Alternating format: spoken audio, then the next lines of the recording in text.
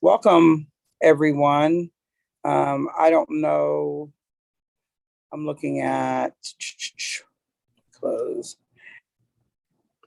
And in welcoming the group that is on the call, as well as Matt, do you have anybody there with you actually at the chamber? I am alone currently, but we are going to be also recording this and making it available afterwards. So we'd like to welcome those watching the recording as well. Yeah. Okay. Okay. So before we get into the nuts and bolts, a little historical perspective of the Black Business Council. And the good thing about the BBC is as word gets out, we get different new faces that we love to see that attend this monthly meeting.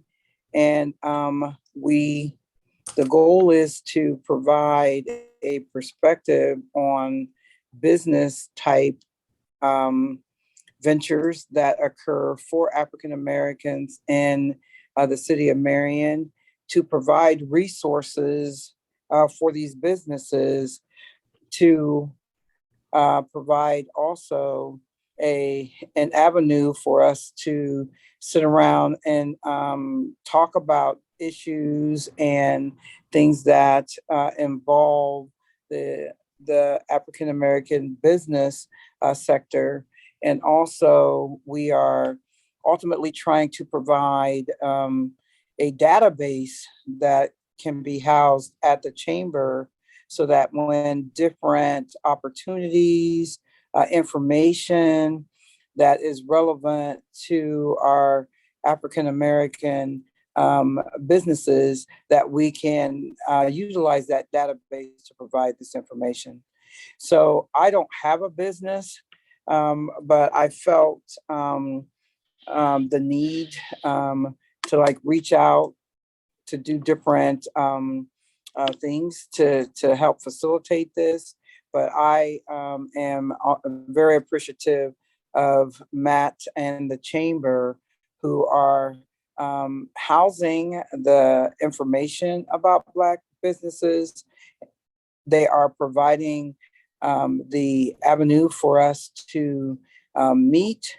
And also, when we can get to that point where we are actually meeting face to face, we can utilize different facilities at the chamber in order to provide a space for us to meet. So future goals, future brainstorming, and different things that we can do in order to strengthen this group is always needed. We don't have a formal president, vice president, those type of things, but we have been using Johnny Jackson to facilitate the group.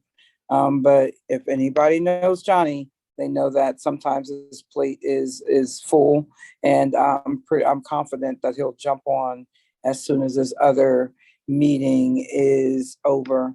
So why don't we start out by introducing the folks that are in the room and the folks that are on this call. And then we have a real nice agenda for this evening planned for everyone that's involved. So let's start out with some basic introductions. Matt, we'll start with you in the room. Excellent job, Tara, setting us up there. Thank you so much. Can anyone hear me still okay? It says my internet's unstable, so sorry about that. I may turn off my video at some point to try and retain my connection here. But thank you all for coming. Matt Carberry, President of the Marion Area Chamber.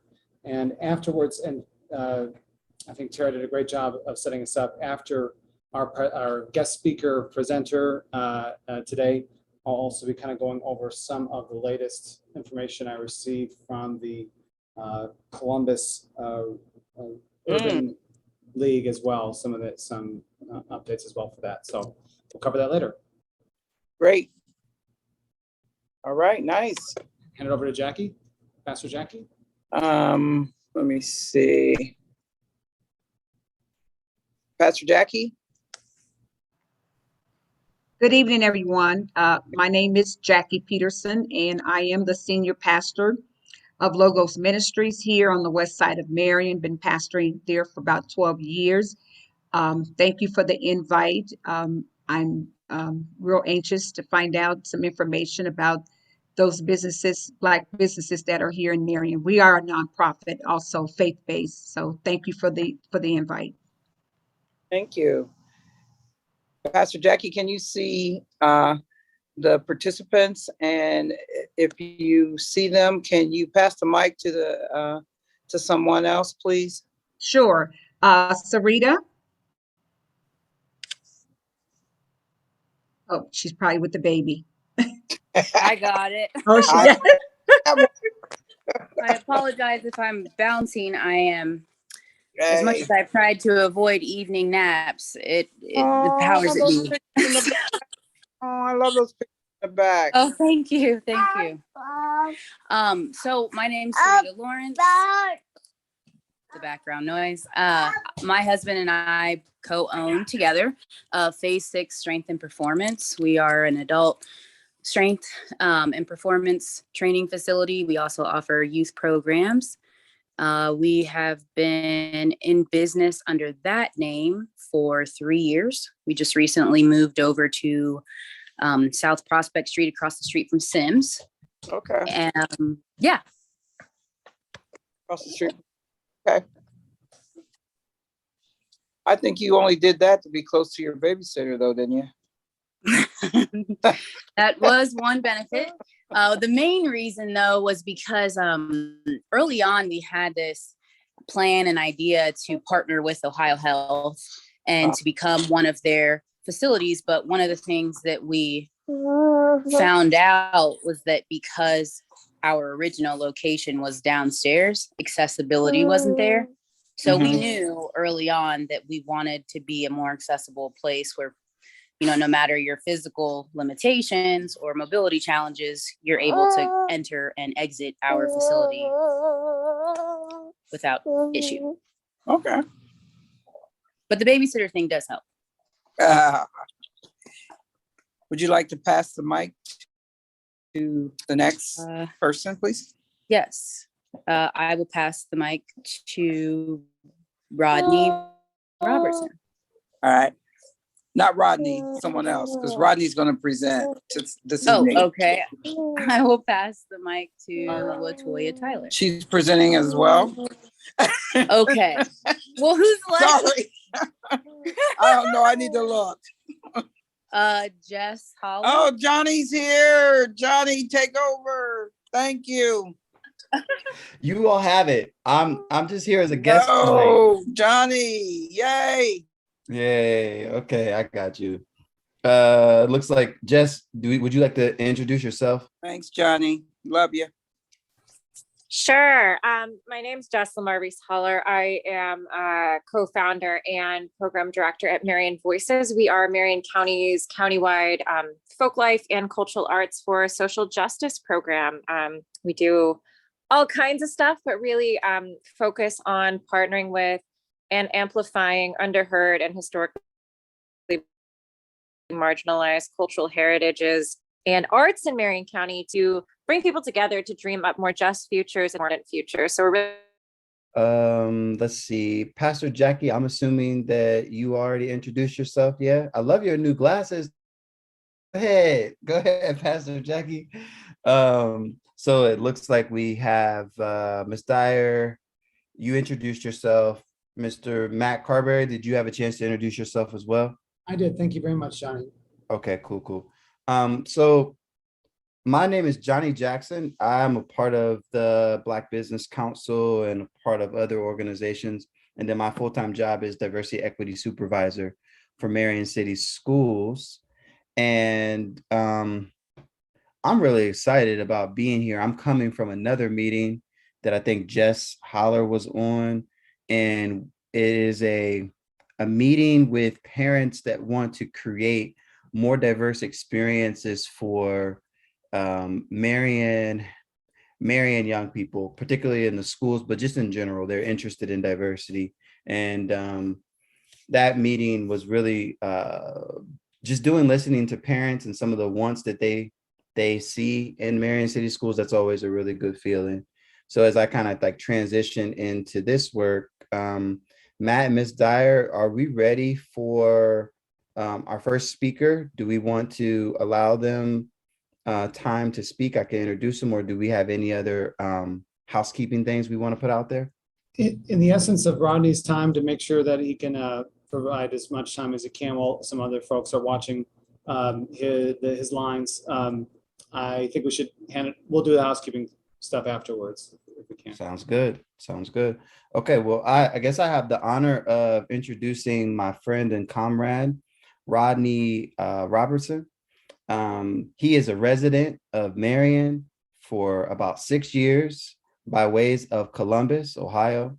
He has over 35 years of food service experience and a small business owner for 5 years.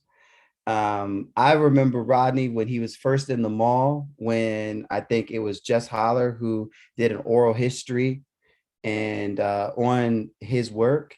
And now that he's out in his establishment by Chipotle, I'm super excited to hear some of his wisdom, super excited to hear what the nature of his business is, and super excited for people to just come and connect to Rodney Robinson. So without further ado, I want to introduce our speaker, Mr. Rodney Robertson. Good evening, everyone. Thank you for those who have joined in with us. Like Johnny said, I'm Rodney, and I've been in Marion for about 6 years. And I'm a Detroit native, but in 1987, I graduated from Southfield High School, and 2 weeks later, I was in Columbus. I landed in Upper Arlington. My mother, who retired from GM, took a relocation. So me, my brother and sister and her, we ended up in Upper Arlington for the first part of our time in Columbus. And at that time, I went and put in some time with the Rye Institute that fall. And to work part-time, I got a job at Wendy's right there on Henderson Road in the Northwest Columbus area. And being an introvert, working a drive-through really brought something out of me. So whereas I was always quiet, once I was at work, it was like a light switch went off and I turned on the thing. So I've kind of grew up in the Wendy's organization, which was a tremendous advantage because Wendy's does like to train their folks as if they are running their own business. So I settled into Columbus, got married, had a family, and then life just went on. I was performing in the Wendy's organization, and at that time just wasn't liking the way I was growing, so I changed. And so several years down the road, I had an opportunity to help a Jets Pizza franchise open up in Atlanta, Georgia.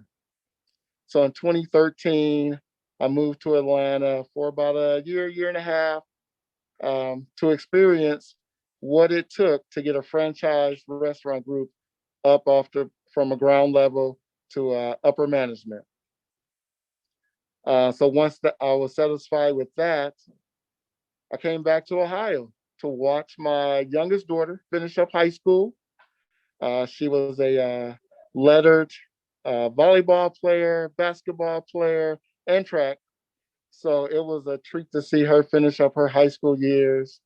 That senior year, she committed to volleyball, put her focus towards volleyball, and gained a scholarship for Clarion University. So, that made me so very proud.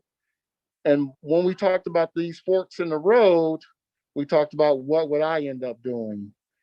And so in coming back to Ohio, I landed in Marion, and I was working a full-time job.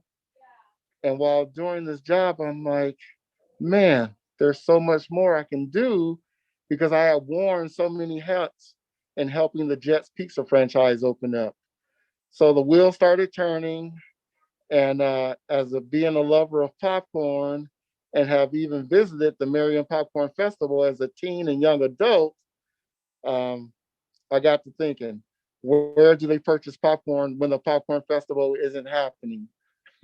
So that's where the idea of Pop Sensations came about. And I knew I wanted something to help that concept. So I went into it with the idea of popcorn and ice cream.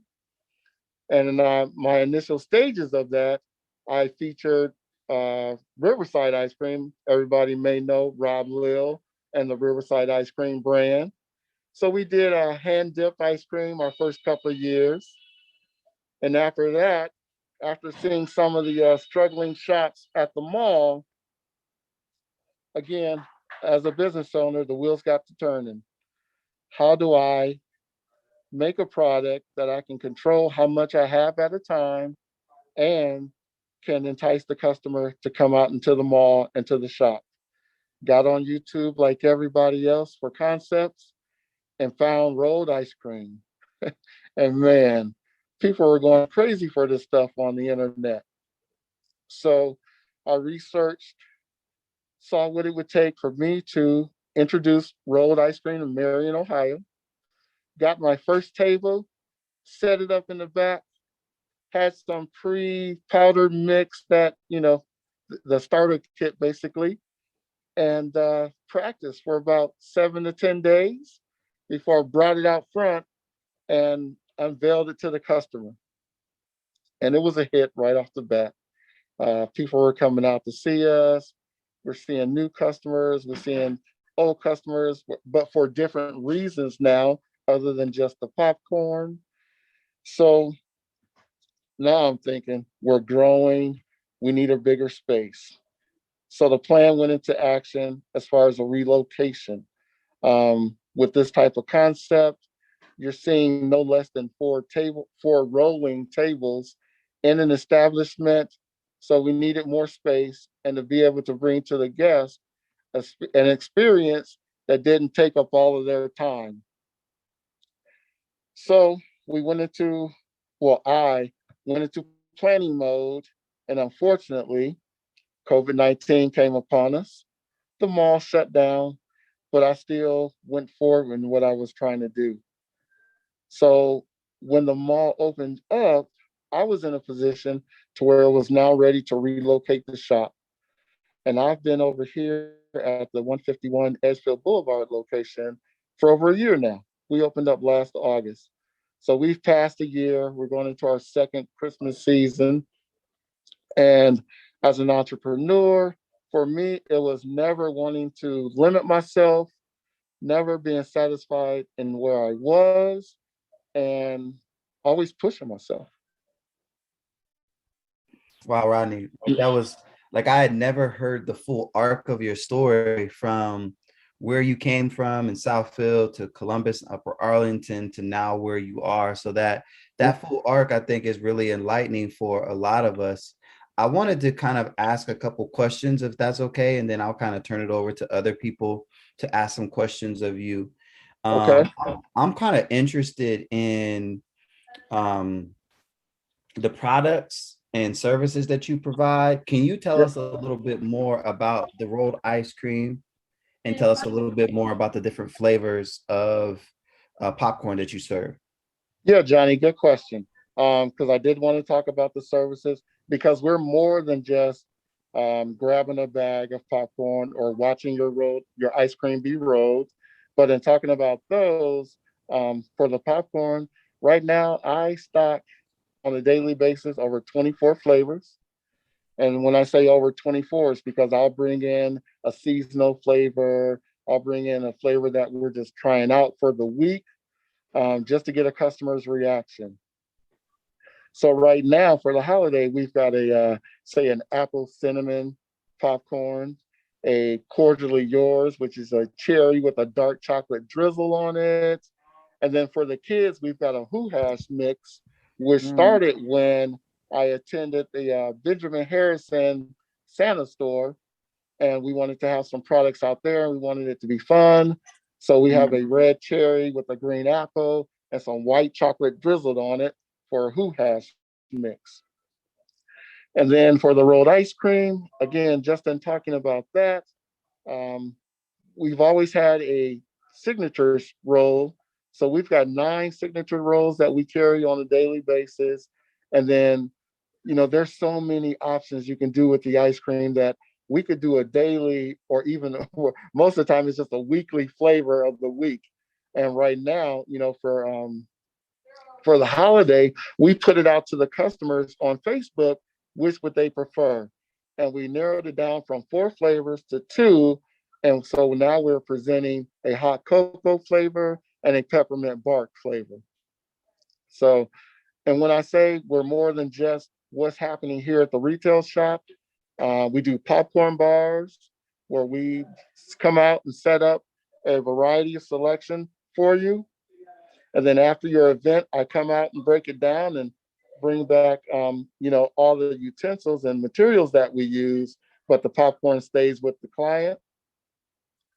And then we also do catering events as far as being able to come out and set up rolled ice cream for you.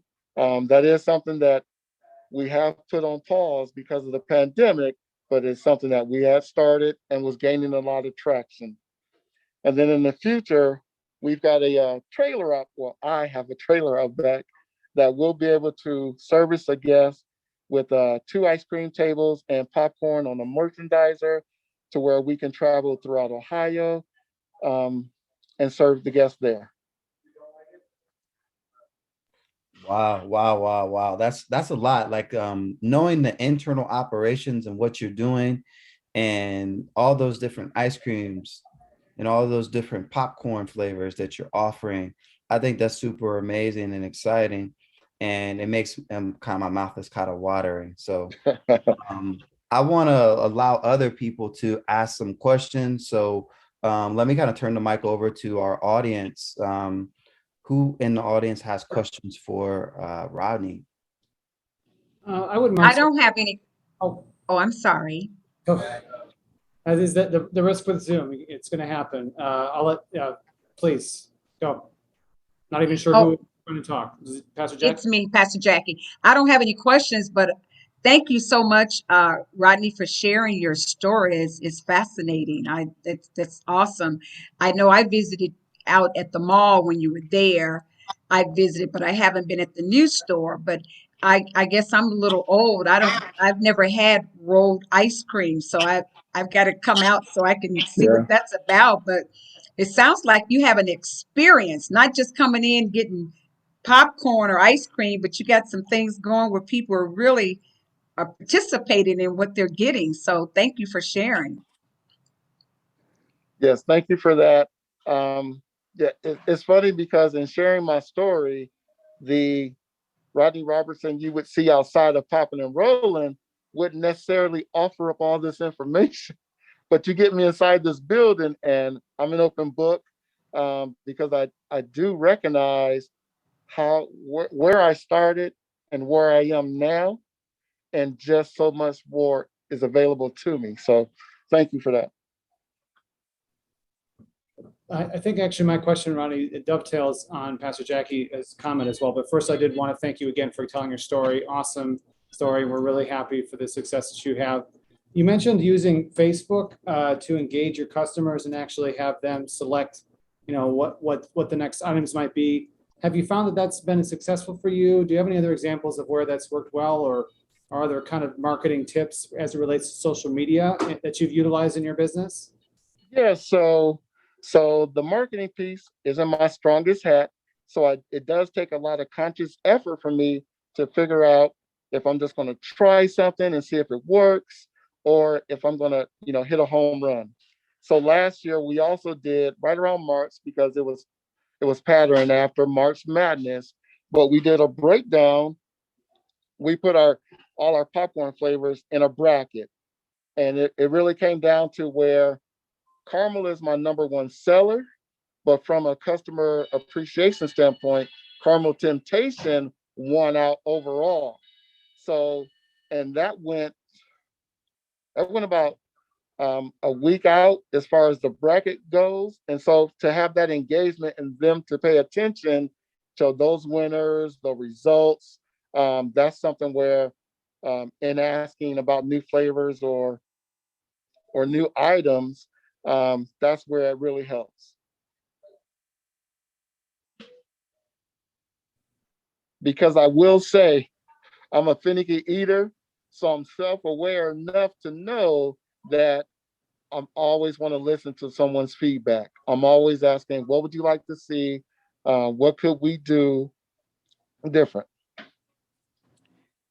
So, Rodney, my question is, you said, and I think this is something that Matt needs to hear as well, but you said you noticed the decline at the mall and the shops were struggling at the mall. What would you contribute that to? Would it be the marketplace as far as Marion is concerned? Would it be how much they were charging you for a space? Would it be the hours? What gave you the you were savvy enough to say it's time for me to go? So what were the indicators as far as that was concerned? Okay, good question, Tara. So when I was in planning stage, I sat in the mall from November to February, the year before I opened. I wanted to see if the foot traffic was there, just what type of clientele was still coming to the Marion Center Mall. So I sat and watched, and determined it would be a good location to open. In my plans, I never had Sears in my plans, but I did have the new Kroger Marketplace in my plans because I thought that would really draw some people back to that south side of town. So when I opened, Sears soon after closed, and then the Kroger Marketplace became flaky with their extensions on having to build out. And so while this is happening, I'm watching other shops open, come and go, open, come and go. So in totality, by the time I left, I probably had 8 neighbors that left me, to where when Elder Bimmer's finally closed, that was when I started looking into, okay, the hand dipped ice cream.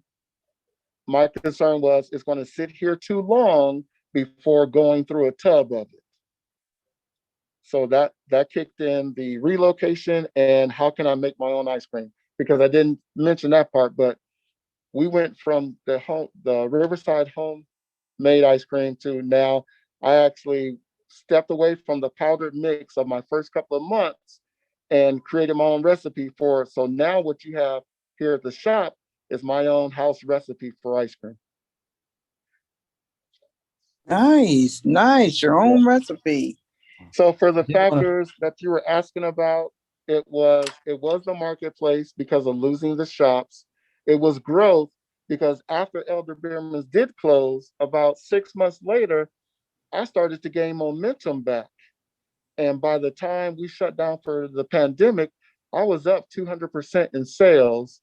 So I really felt like, because my overhead, aside from all the rumors about the high rent, I had a really reasonable rate. So that was probably the most frustrating part because had things taken off there, it would have been a little gold mine. But yeah, so after all of those shops shut down, the landscape and it's just happening in the malls all across the country. So I won't even get into that specific how that could have been handled differently, but it's just been happening all across the country. It looks like Sarita Lawrence, you have your hand up. Go ahead and ask your question, make your comment.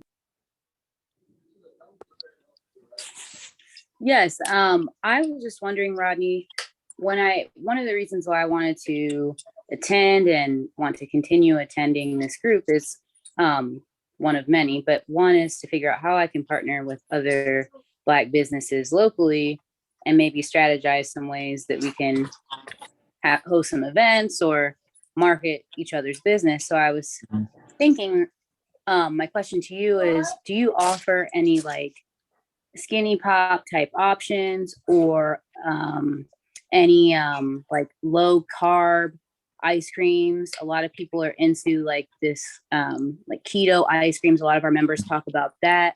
So I'm just trying to think of different ways that we can possibly bring you in and collaborate on some events that we have in mind coming up. Great question, Sharita. So for the popcorn, I haven't dipped into the whole skinny pop thing, just because where I get my supplies from, they don't offer an option like that. And then for the ice cream, I really did want to open here with a vegan ice cream. I was close, but it just wouldn't roll right. So I figured through the slowdown of the winter, I get back on R&D for that because it's being done. And a lot of people just don't want to give away their trade secrets. So it's just a matter of mixing, do I try oat milk this time instead of almond? But I am going to dig back into the ice cream part of it. Nice. Well, my husband and I would definitely be interested. Yeah. Regardless, but certainly in that. Great. Thank you. Yeah, because I'm always open up for collab. I've got product down at the Center Street Market right now. I'm talking to a guy who has blown up on TikTok. And so now he wants to have like a horror themed popcorn that he can kind of market along with his branding. So, yep, I'm always open ears for a collab. Rodney and Sarita, I love your comment about the collaboration. That's one of the major reasons we're starting this council is exactly that. So very happy to hear that you're interested in those kind of collaborations, both you and Rodney. And I'm assuming that actually most folks would, but if this can be in any way an avenue and to make those connections, that makes me so excited. That's exactly one of the main reasons we looked into this. And then Rodney, I really did like your comments about how long and how much research went into selecting your site and trying to figure out your audience. Those things are so key, and you could do everything right and still your paths may change and things can change. But it sounds like you're always trying to do your homework on that stuff, and that is so key for a small business when they're first trying to figure out, getting their hands on any kind of analytics, and sometimes it just takes sitting down and watching the traffic that's actually there to really capture and know what's going to happen in your location that you're looking at. That was really good comments there. Thank you again for sharing that. Yeah, and that brings up a shout out to the Marion the Commerce Center, because in doing my research right there in the room, I was able to grab at least 3 pamphlets or small books that showed me, just how to get my business started. I think one was actually a roadmap from just the inception to everything to make it legalized. So, awesome. So yeah, the commerce, the Chamber of Commerce helped me out a lot there. I spent some time in the room there, and then it was no secret. I was looking for spaces downtown, and just wanted to be a part of the Marion community. Because again, as an introvert, I hadn't ventured out much for the 6 years that I have been here. So I really wanted to make it being a part of everything that was going on. Excellent. And I really think there's some value in this, but can you respond to any other challenges, I guess, that you've faced here opening a business in Marion as it relates to just opening a business, or as it specifically relates to being a minority in opening a business in this community? Did you run into any successes or challenges that you would want to share? So it wasn't so much as a challenge as it was a frustration. And that was just my first couple of years.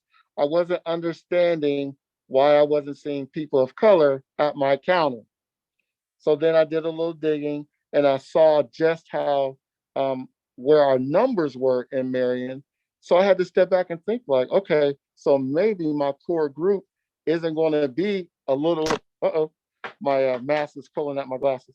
So maybe my core group isn't going to be like a little Atlanta, but it's, that 1380 white female. So I really had to back away because, I spoke about it probably even to Jess when we talked.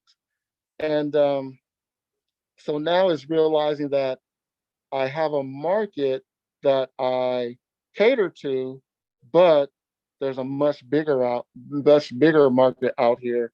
So when it comes to being a Black entrepreneur or looking for Black business, you really just have to find a way to cater to that.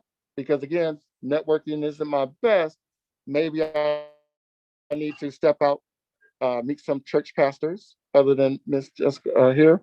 So maybe I just need to ingratiate myself to that part of my market, and then we'll see the fruitions of it showing up at the counter.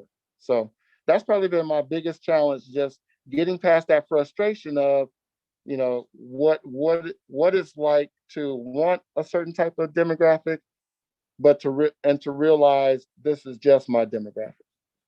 Yeah, because Rodney, don't you remember when Marion Minority Commission met out there when the Reese young man was like right next to you and stuff, and we tried to get some things together.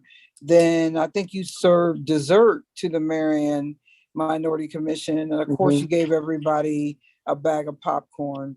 So a lot of things just interrupted that, but I think you were very cordial to the group out there. And the Marion Minority Commission used to meet at different places, right. But with COVID and us going to Zoom, then that limited our mobility. But once we get past this pandemic, I think your popping and rolling would be a great place to have our meetings for Marion Minority Commission. And I tell you, I'm in love with the pecan caramel thing that I'm addicted to now. So yeah, I think that that is a huge hit. And I think you were very, very smart to do your research. And now I'm even more intrigued because you said that you're developing your own recipes. So hats off to you. Hats off to you. Thank you. I'm excited to hear that you're going to be mobile because my mind's ticking. It's like some things on our campus here on the west side at our church. You can come and set up and do some things there when we have events with our young people and all. So I think that would really be a hit. Exactly.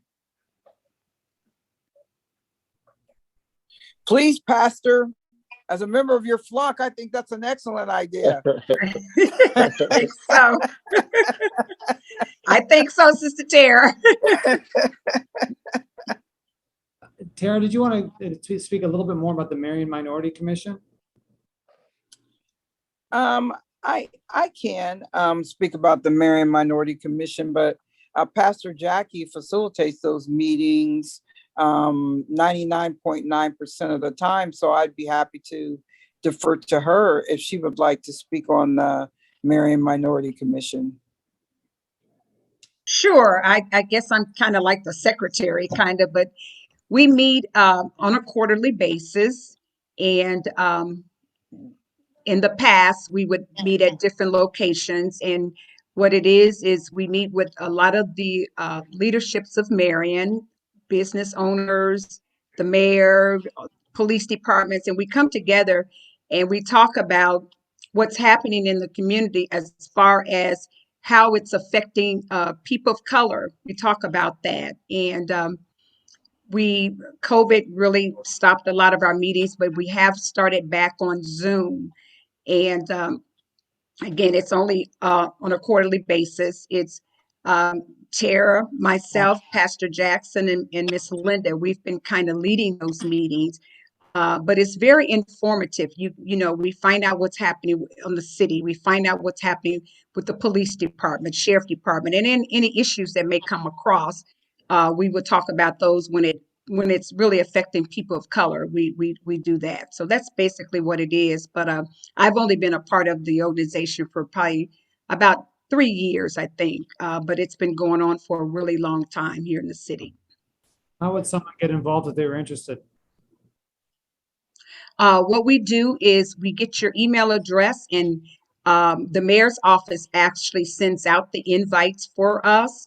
You just get on the list, and we just send out that email to you. But yeah, Matt, that would be great if the chambers could join us on that meeting. The last time we met here, was it in October? Think it was October. So we're about up to meet again Yes, here we meet 4 times a 4 year. times a year. So, That's it. And one of the things, maybe November. Was it November? No, we didn't meet in November. I think it was October. So October. it'd be January, Yeah, April, October. Yeah. yeah. Excellent, thank you. Just wanted, for the posterity of the recording, and wanted to make sure we touched on that a little bit.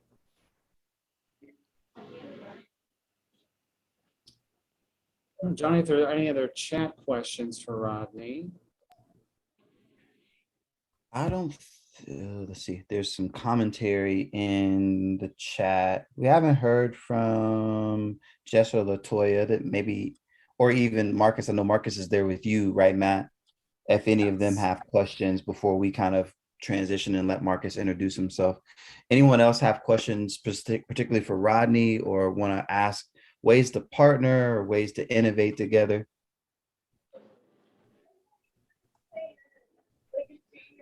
My question is, sorry if you've already answered this in other sorts of contexts, but if an organization in Marion, kind of like the TikTok influencer you're working with, say Marion Voices, for example, wanted to partner with you either for a benefit or something like that to create and sponsor a flavor, what does it look like to initiate something like that? Is it a cost different businesses and nonprofits would pay you to design the flavor? I'm just curious because I think that idea of like doing custom, rolled flavors or popcorn flavors that can set the mood for certain events or campaigns is really interesting. So I was just curious, since a lot of us in the room run organizations or run other businesses, what are the opportunities looking like on that front for you guys? Okay, so when we talk about something like that, it really just comes down to the availability of the resources. So when Christy Butler over at Marion Technical College approached me about a Marion Tech blend, it was just a matter of if I could get the blue, do we need it flavored, do we just want it to have color? So those kind of conversations, it just comes down to, are the resources available to me? Because if it falls within my price line, usually there's no upgraded price just to create a flavor for you.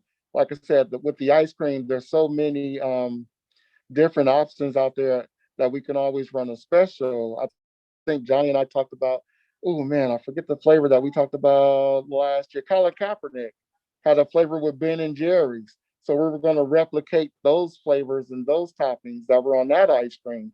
So yeah, it's just a matter of if those things are available to me.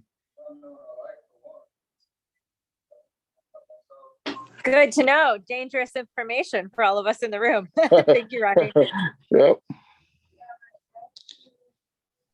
I did have a question. As you asked that, Jess, I was thinking, Rodney, with your product placement at the, Center Street Market? Yes. Was it easy, hard to form that partnership where you were able to place your product in that particular market? Well, Connie was over there, and Connie and I have worked together on the Popcorn Festival. So last year, when Crystal Sloan saw that I posted our cocoa bombs in January, they wanted to feature them in February with a Valentine theme. And so I was able to do that for them. Only thing different between that and having it here at the retail shop is just some of the labeling, where it's produced, what's some of the ingredients, that kind of thing. especially with the popcorn. So it wasn't hard to do. I presented them with a wholesale pricing that I do when I do collabs like that, so that, discount it down so that they make a little bit of money off of each box as well. And then this year, when I got to it, I started earlier in the season, and they were all aboard as far as featuring both the popcorn and the cocoa bombs this year.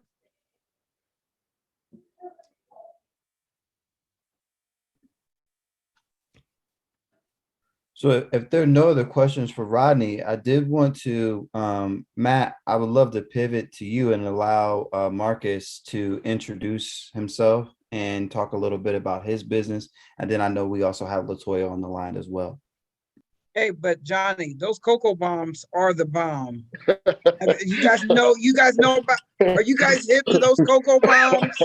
Can someone describe it in Oh a my lot of God, it's heaven. detail, please? Heaven on earth, I'm telling you. I'm gonna Oh need more my specifics. gosh. Is it a cookie?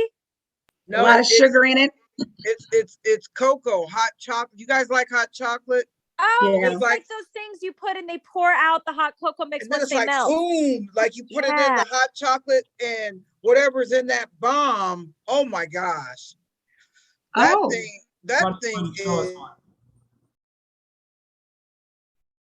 is amazing. You can have like marshmallows, chocolate. I mean, but it explodes into something amazing. Wow. Rodney, if you were to talk while you're showing that, it should be up on the recording as well. Do you still have that? Yeah. So those are chocolate shells. The one I showed was a pumpkin spice. So in that white chocolate shell, there's a pouch of pumpkin spice hot cocoa.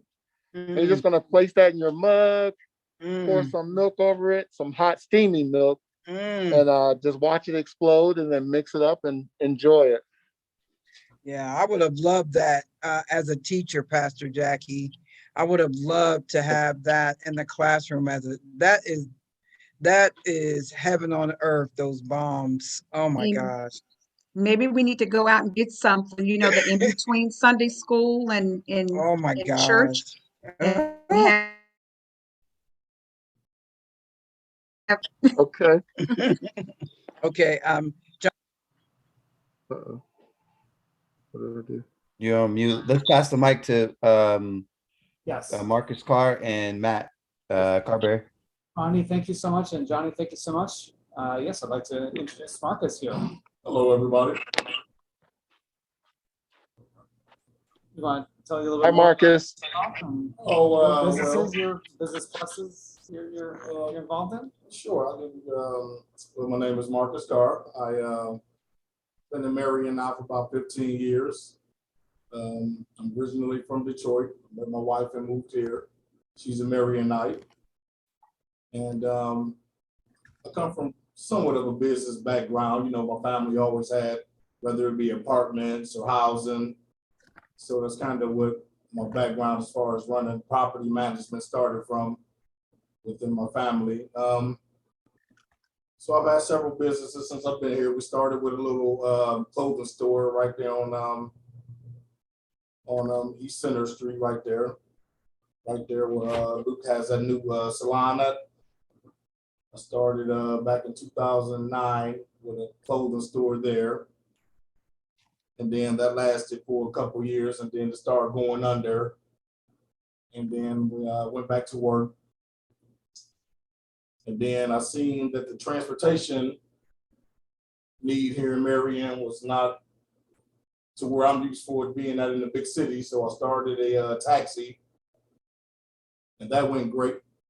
And then I got tired of spending so much money with other tire shops in the community, on my cars.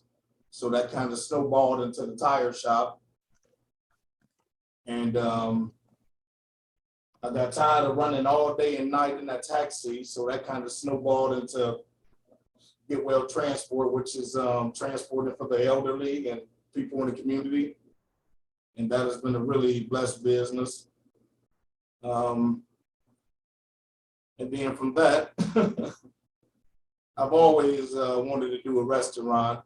And that kind of led to Cars Motown Coney Island. Now I was telling my brother at the Taste of Memphis the other. I think that hey, Matt, we lost you for a little bit. Yep, hopefully we're back and you're in the middle of talking to your brother, I think. As they come back, Latoya, I know that you said that you have to go. Would you like to speak a little bit? Oh, yeah, please, I'm be here. Hello, Matt, can you hear us? Yes, I can. And yes, Marcus. As their kind of internet is a little unstable right now, let's pass the mic to Latoya and then we'll come back to Matt and Marcus. I know that Latoya, you had some, you really wanted to talk a little bit about one of the ideas you had, you wanted to incubate. So you got the floor now. Tell us a little bit about what's going on, Latoya. Okay, thank you. Yes, and I'll be very brief because I've got to run. But I attended the Made in Marion Expo on October 19th. And it was a wonderful event for the middle school students here in Marion County. However, what really kind of caught my attention was that I was the only person of color representing any of those businesses there. And that was concerning to me, especially when I surveyed the student population that was coming in and out, and we did have some minority students. So it got me to thinking like we should do something specifically for our minority students within Marion County, middle school and high school, in sort of the same fashion. However, we should bring in minority business owners, business leaders, representatives from different businesses, you know, to kind of talk to these students, to give them aspirations and goals and let them know that, yes, I can do this too, because that's not what they're seeing. That's not what they saw at that Made in Marion Expo. I have reached out to some of my colleagues at Marion Technical College. They think it's a wonderful idea. They are on board. Primrose actually, you know, invited me to this meeting to present this idea to all of you with the hopes that you will also participate because, you know, the idea is to have representatives with like different stations, different booths that the students can speak with and talk to, get ideas, maybe possibly take these courses. If you're looking at this career path, you need to start with these courses now. You know, just get them thinking about, you know, what it is that they want to do. To see someone that looks like them, that they can talk to, that they can identify with. And not just minorities, you know, I would like to include, you know, those persons who have disabilities that are not often showcased as representatives for different job fairs or whatever. So that's my idea. There's more to come with it. And I'm sorry that I have to rush off, but I will be in touch with you all later. But yes, I will be reaching out to some of you asking if you will participate as representatives, as you know, give a small presentation about what you're doing, what your business is, how you got started, and just speak with our students. So that's the idea.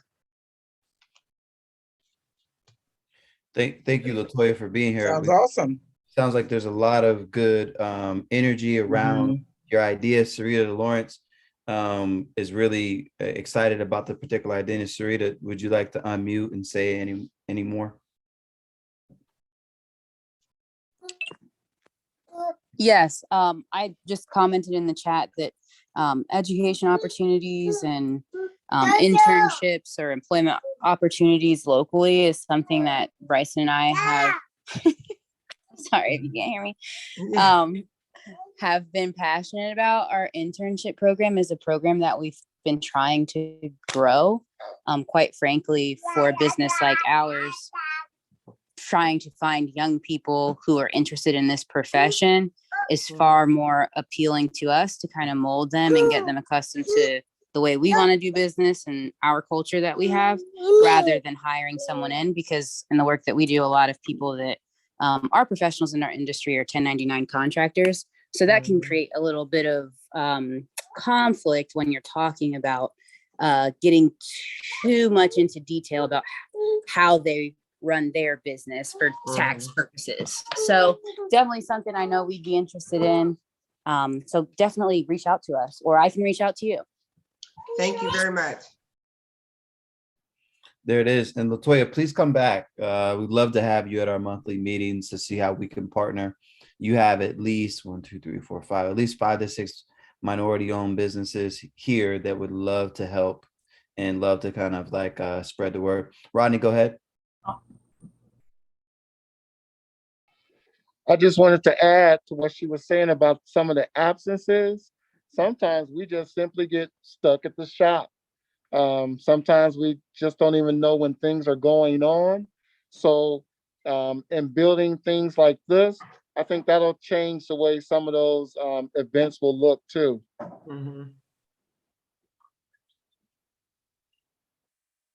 Thank you. I appreciate that. And I agree with that. Yes. I just want to. Matt, look, you got your hand up. Go ahead. Can you hear us now? Johnny, can you hear us? Maybe the internet connection is out. Johnny. Yeah, we can hear you. That's better. Just real quick. Yeah, we can hear you. It's good. Tony, thank you so much for presenting. This is just another reason why it's so great that we have Matt, we can hear you now. Maybe the internet connection's still out a little bit. Hello, can you hear us? Johnny?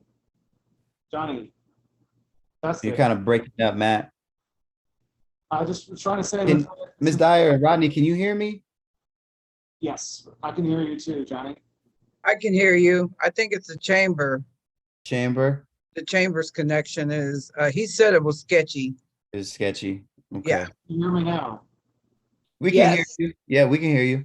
Okay, sorry, Latoya, before you leave, thank you so much. This is just another example of why the database that we're building is so needed to be able to share resources and opportunities just like this.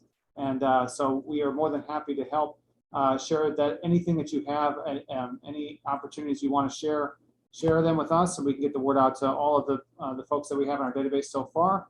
And we're always continuing to build that on a weekly basis with the help of Johnny and Tara and others. So awesome. Thank you so much for bringing that to this group.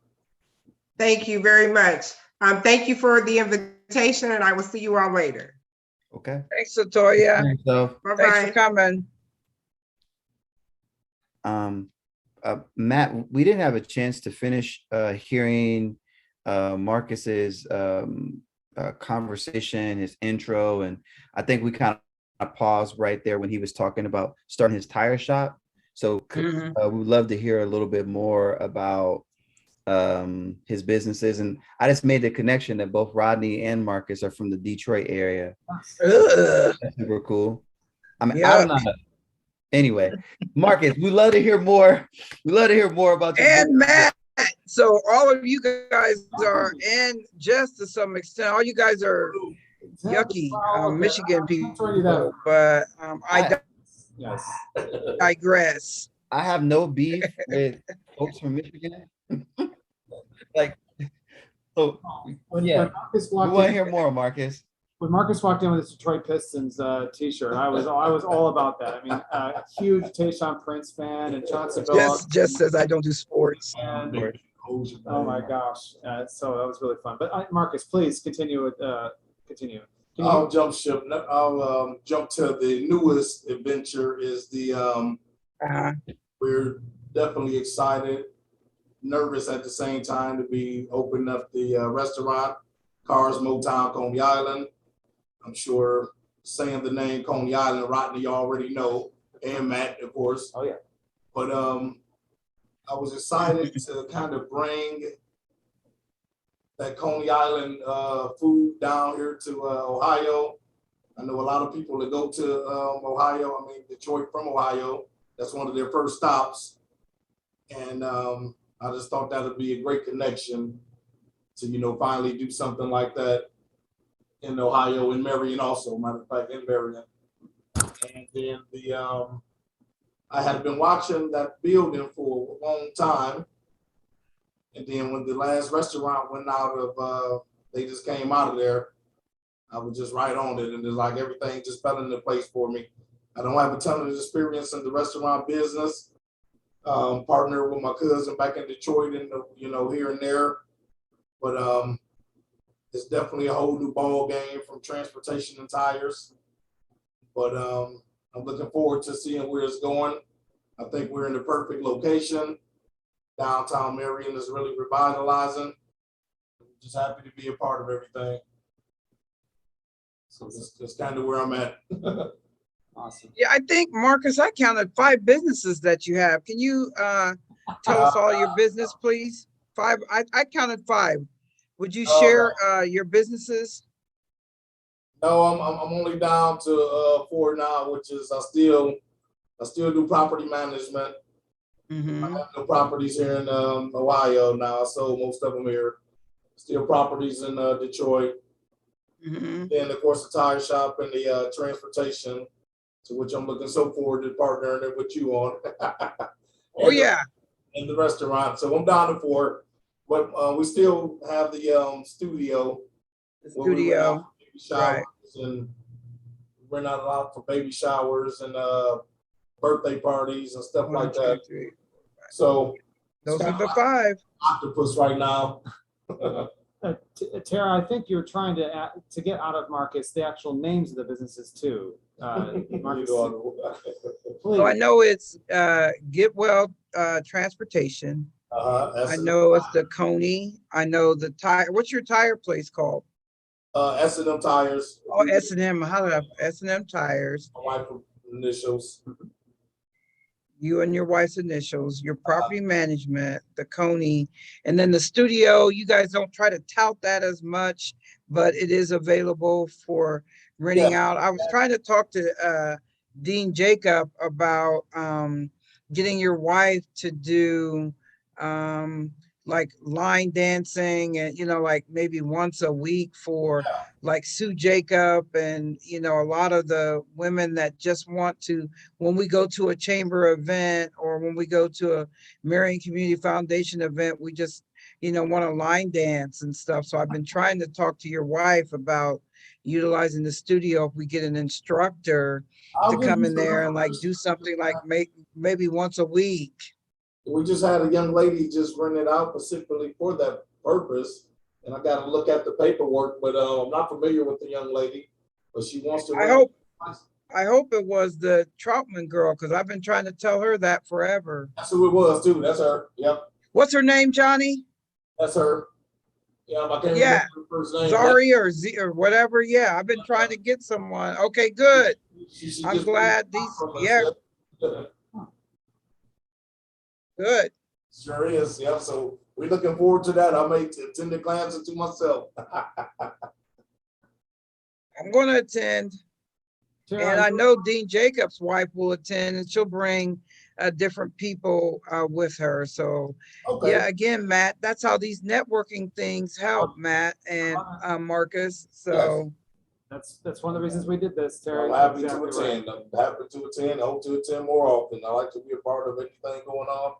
Unfortunately, I know a lot of people don't see me out a lot because I actually do live under a rock, and I'm happy Matt invited me to this tonight.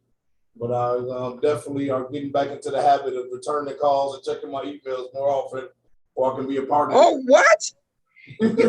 What? You're going to return calls? Community and be a part of the particular minority business community. So looking forward to it. Thank you for coming. Thank you for coming. So, and you're having something tonight, correct? At the Coney Island place? Yeah, so we had a rough soft opening last week. Couple negative reviews, and I totally understand it. The organization was not up to par to where I wanted it to be. But it was a good learning experience to see where we need to come up and be at. So, it's kind of why we kind of opened it wide open like that, and we got bombarded. And it was just a lesson to see, okay, this is what you can do better for next time. So tonight we were taking reservations tonight and just doing takeout orders, just trying to get it built up for the 15th. starting to get Okay. everybody conditioned and ready for the 15th of this month for the actual grand opening. Mm-hmm. So today we're doing takeouts and reservations for the whole week. Okay. And what's the time? Tomorrow we'll start at 11 to 8. 11 to 8. Okay. That'll be Saturday also. Okay. Definitely excited. Thank you.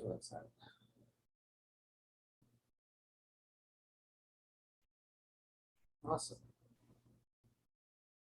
Johnny.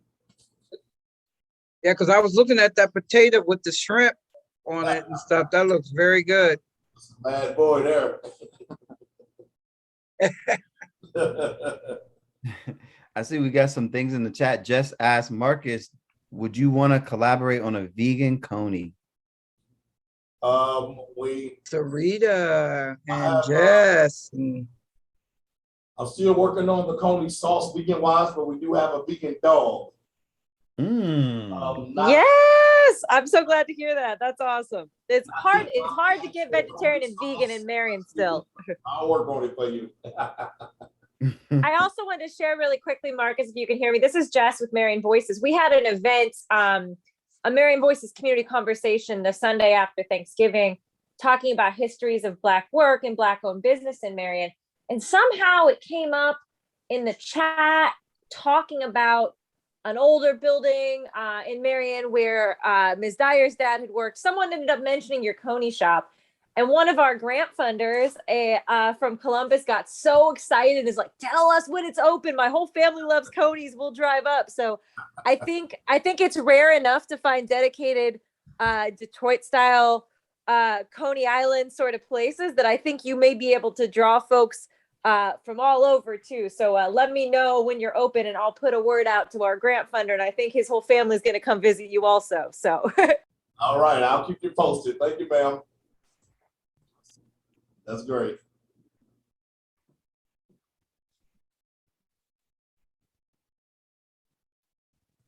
Excellent. Well, Johnny, essence of time, I had just a couple of very brief announcements from the Columbus Urban League that I can feel free to share actually via email afterwards, or I can just make those announcements very quickly here. Yeah, go ahead. Go ahead, Matt. So I get these bi-weekly notices from the, again, the Columbus Urban League, which the Marion County is in their region. And what I'm discovering is that they don't like to give a lot of lead time on some of the, they have many virtual events that they provide access to, including workshops. I was trying to find an example of one that for instance, I would receive, yes, for instance, they had a December 8th COVID EIDL grant kind of walkthrough and a loan walkthrough, and they sent it an hour before the actual event online. So I'm going to have to start getting these out very quickly once I receive them. That COVID EIDL application, how to, they have another one set for December 15th from 3 to 4, and I'll be sharing the link to that later. There is, they mentioned still the Women Business Enterprise Loan Program and the Ohio Micro Loan Program, which are available to minority business enterprise and women-owned business enterprise certified businesses for 0% interest rate loans up to a maximum of $45,000 with a repayment period of 5 years. So that's some of the things that they wanted to make sure we let people know is still available. And that's available at the minority.ohio.gov website. And of course, I'll send that link out after this as well. So anyway, these are still coming into me. There's a couple of other things, but I'll, in the essence of time here, I'll just share a lot of that with everyone here via email. And those that are all part of that database that we've been gathering. Yeah, Matt, one of the questions, I'm glad that you're sharing that information. One of the questions that Sarita Lawrence is asking is like, as far as a listserv, can this Black Business Council create a better listserv where we're packaging those ideas and we're sending them out? And I told Sarita that you and Miss Dyer have been the ones that have taken the lead on getting that information around Black businesses. So I know that we need more information about our Black businesses, and there is a survey that we want to get people on. So thank you, Matt, for that information. I know that's a way to connect. Yes, yes, Sarita, if Tara, if you haven't somehow provided, now I know for a fact actually you're part of this group already. I remember seeing Phase 6 on there, but if you know any other organizations that are African American owned, we would love to make sure that they're on this database list, and they can get in touch with Tara, they can get with Johnny, get in touch with us. And again, there's absolutely it's not about chamber membership. It's literally just about making sure that we have this information out to as many folks as we can. We just happen to have a database that manages it's the largest business database in the community. So it kind of is on us to do the work that we're trying to do here. So, but again, it's nothing to do with membership. It's everything to do with building our database to share resources like this. So yes, Sarita, if you know anyone else that needs to get on that list, please let Tara, myself, or Johnny know. Sure. Yeah, because we hit a little hiccup the other day with all that grant money. I wanted to reach out to Marcus, and I wonder if Marcus ever, is he still in the room? Yes. Yeah, Were you able to take advantage of any of that money that Tracy Richardson, and were you able to bury yourself? I know you had a grand opening to take advantage of that. Was it CARES money, Matt, or ARPA, or what? Yeah, the CARES Act funds money, and yes, Marcus and I were able to connect that day. And while he wasn't able to do a deep dive that day, the more I did a deep dive on it, the more, unfortunately, it looked like he would not have been eligible for either the food and beverage establishment grant or the new business. In my opinion, new business would mean anybody who opened a business in 2021. Unfortunately, that grant was only for those that started a business from January 1st, 2020 to December 31st, 2020. So if you started your business in 2021, unfortunately, you were out of luck on this specific grant, which wasn't too happy about. And then the food and beverage establishment grant, you had to have been in existence since December 1st of 2019. So either one, unfortunately, was not eligible for. But hopefully that the information, there's other pots of money we can possibly tap into. Yeah, because I also have been, and then we can move on, because I know Marcus, in order to get money for his Get Well transportation, he needs a representative to be attending those transportation meetings with Tim and ODOT. And I attend those, and I know Matt, you have in the past. So we're going to have to get with Marcus to see if maybe I can rep or somebody can rep so that he can get some of that ODOT money so that he can get a new fleet of vans and transportation for his business. Because, and Matt, do you have a copy of that plan for Marion by any chance? Yeah, we do. That one that was sent to us. Yeah, we have that. Okay, so we need to sit down with him, because just like, I mean, that's a need. When he talked about early on, when he introduced himself, he talked about the need for transportation in Marion. He also talks about the barriers and he's got clientele in Columbus and stuff, where we need him right here in Marion for the senior citizens and so on and so forth. But we'll talk about that. Maybe Marcus and I can sit down and talk with you, Matt, about next steps and what he can do in order to get a representative at these meetings. Yes. Tim said that the only way that he'd be eligible for these funds is if he attends those meetings and is recognized by ODOT as being a participant. So maybe we can sit down and talk about it. I'll forward you the email that he sent me, Matt. Yes, please, that'd be we'll go from there. Okay. We had two things in the chat. One is Sarita asked if Matt, if you can share that information by email to everyone. So for Rodney and for Marcus and for Sarita, Can you all drop your email for us in the chat? That way we all have it. Yes, just so we have your emails. And Sarita, you have another brilliant question about, yeah, I'll just let you unmute and ask your question. Would you like to unmute and ask your question, Sarita? Sure. I was just asking about the efforts leading up to this point to bring in new businesses to the group.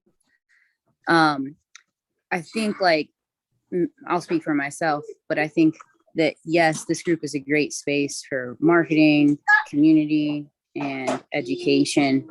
For us specifically, one of the challenges that we face is marketing. So and I'm just going to go out on a limb, and I have no numbers to back this, that I'm just going to say that that's probably true for a lot of the businesses that will join this. That might be one of the challenges that they have.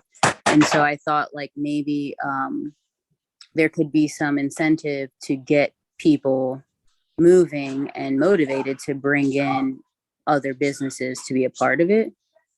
I was just wondering, what have you guys done so far? And maybe just wanted to throw that idea out for expanding the group. Mm-hmm. I almost wonder if we're thinking about two different, so the database to get information, like I just rattled off from the Columbus Urban League, that is something that I'll be sending out to not just those that are here today, but everyone in that database that we've been building. There's no requirement of being part and actively actually attending these meetings to get that kind of information. And including, like, I guess I've seen some workshops for marketing yourself come out of the Columbus Urban League. I myself, as a chamber, have been thinking about, you're exactly right. I think there's a lot of small businesses that just don't have the time or energy or what's the best way to spend their time, on marketing. What are some free tools out there? So I'm actually debating in my head about maybe a multi-day kind of marketing 101 kind of how-to workshop that I would put on here at the chamber. And of course, I would share that information once we get that off the ground with everyone here and stuff. But yeah, I mean, yes, we should try to bring more people to this for sure. But I have to understand sometimes it's just so hard for, especially business owners, to just get out ever and come to stuff. So yeah, welcome to any kind of ideas you have on that.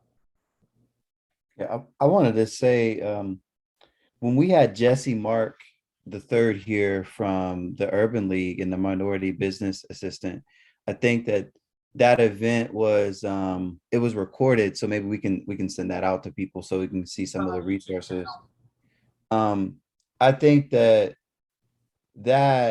brought in different people who have businesses already and also people who are emerging and trying to create their businesses. So that was one thing.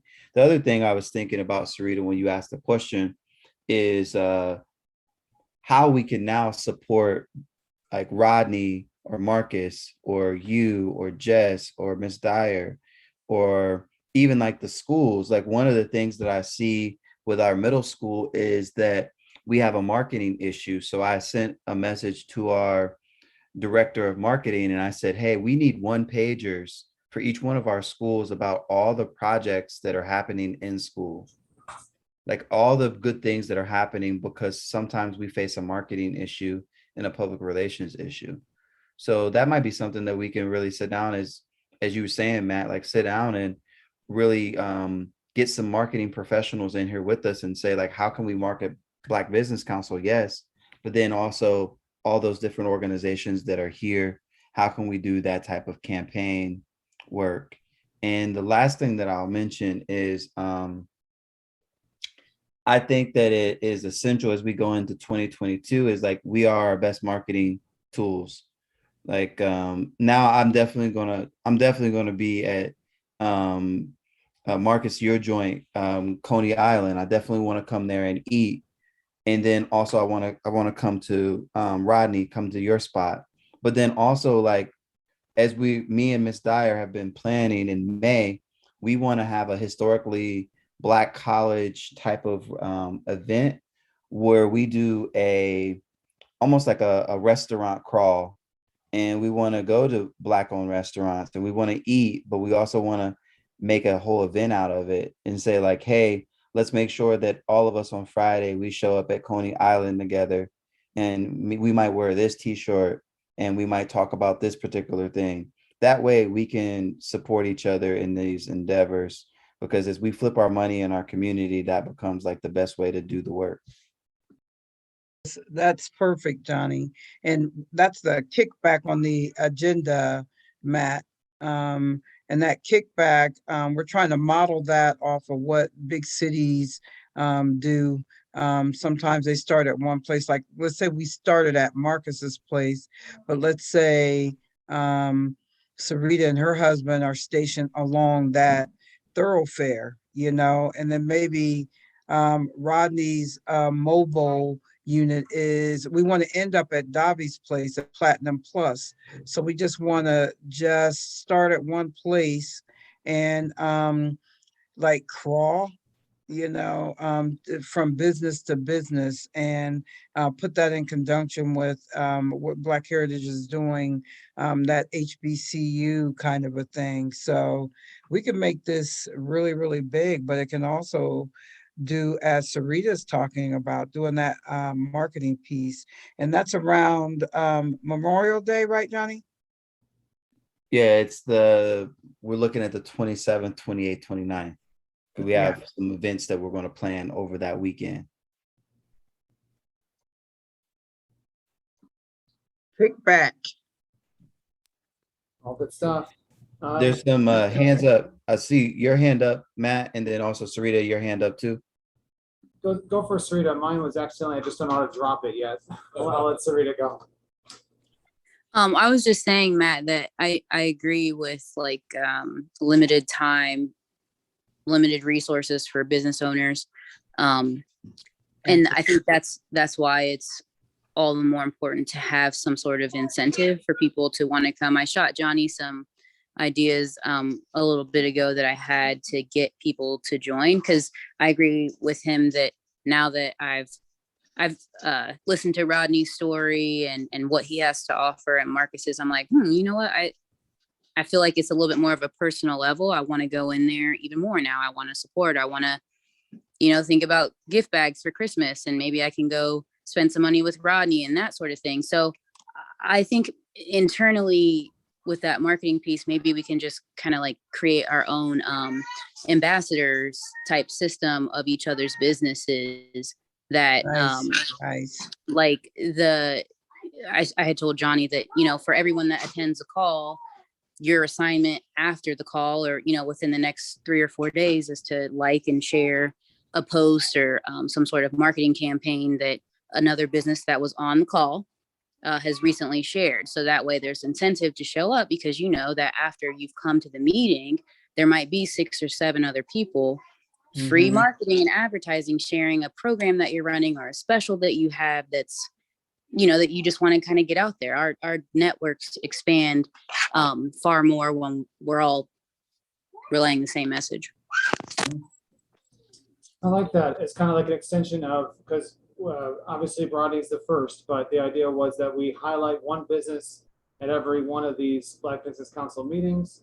And maybe the next step of that is after that presentation, everyone that views this or is on the call, we then kind of do a mass marketing, whatever, kind of a like or follow or push on social media afterwards. Is that kind of what I'm hearing? Yes, definitely. Yep. Yeah. With the ideal that we're trying to create this long term, I like these task oriented things, this expo that LaToya was talking about. So we got to create something, and can those two ideals mesh in March? Can the expo be something? But I do like that idea, Sarita. And Johnny what did you put in the chat about Sarita, Johnny? Oh, so shout out to Rodney for going this month. And yeah, Rodney was excellent. Right? I think it's amazing. So now that we have Sarita on the line, Maybe January could be Sarita's month to do something similar, so that we get more in the know on what's happening with phase 6 and any of the, amazing work that they're doing. And then Marcus is on the line. Maybe Marcus can go for February and learn about, because even today with Rodney, we only got a bit. So we only get the top of the iceberg.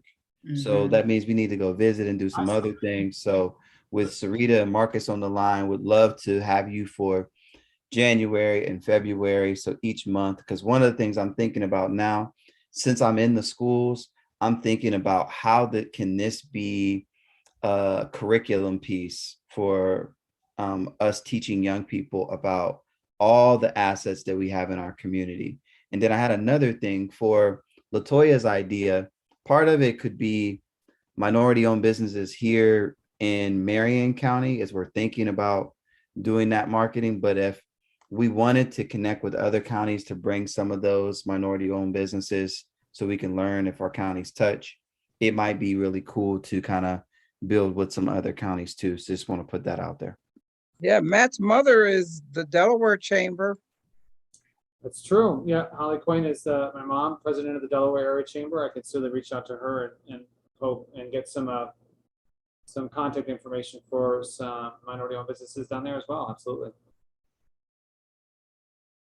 And then a reminder that these are recorded, including Rodney's presentation today. So that will go and be shared on our YouTube channel as well afterwards, and with the larger group as well. So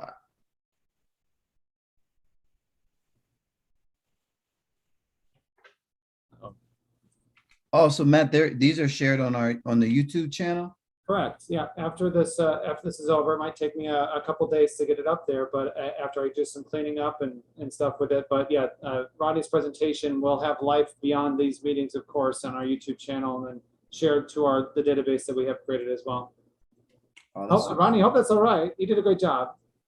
You look a little worried. You're fine. I like Sarita's commentary about marketing. So as we're thinking about this, how can we utilize those videos as a way of increasing our clicks, our likes, our subscriptions, that type of thing? I think that's we've even been talking about with our historically Black college group in the schools, how we can chop some of these videos up and put snippets out there. So that's a thing that we can consider as we're going forward. Yeah, I might actually even do that with this one, is split Rodney's presentation away. I have the full recording as is, and then do just Rodney's separate from that, label it as a separate highlight. Yeah. Oh, the channel name, I believe it's just Marion Area Chamber is our YouTube channel name. Okay, awesome. And then what Johnny mentioned earlier from the Columbus Urban League and Jesse's, his presentation is up on that channel as well. Well, I know we don't want to keep people too long. I want to say thank you again to Rodney for presenting to us. Like, it's always a pleasure to hear your story, your arc of entrepreneurship. Thank you again to Matt for hosting us at the Chamber. Thanks also, Marcus, for coming and enlightening us and telling us a little bit about your multiple businesses. So excited for you to kind of be a part of us and kind of learn more from you. Sarita, great to have you here, and hopefully you'll keep growing with us. Jess and Ms. Dyer, of course, always a pleasure. So before we all leave, I would love to hear one-word takeaways from this evening.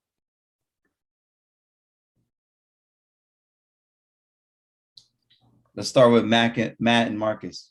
What's y'all one-word takeaways from this evening? One word's too hard, but building connections, or can I set out that? It's perfect. What about Marcus? One word would be excited. Excited. Love that. These meetings, excited about making new connections, and just, being a part of everything that's to come. Let's do it. I love it. What about Sarita? Fellowship. Love it. Love it. Love it. Love it. Rodney? Optimistic. Optimistic. All right. How about Jess? Solidarity. And then I'm also hungry. Thanks, Rodney. And Marcus. And how about Miss Dyer? Amazing. Yes, yes, yes. So as we keep doing this work What together, about you? for me, I'm happy. I'm good. happy to be around people who wanna build things.